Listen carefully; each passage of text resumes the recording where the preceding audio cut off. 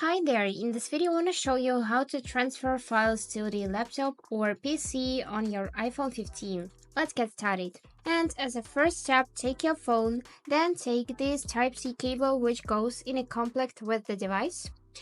Plug it in the phone and other end connect to the computer like this. After you connected your phone to the computer, you would need to open this folder and find your Apple device here. So here it is. I'm just gonna click it and here click on the internal storage. Now open your folder and you'll see all of your files, photos, documents, and so on. So I'm gonna copy these photos just using the right part of my mouse, and here just select copy. After this, we can close this folder and create new one on the desktop.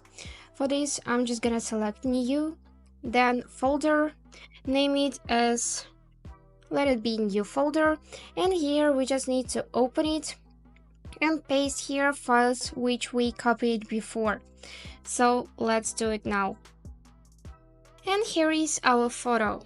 When you've finished with copying and pasting photos, you can just unplug your device from the computer and then your folder will remain solid right here. You can open it and check the files from your phone. And that's it, how it works. I hope this video was useful for you and thank you so much for watching.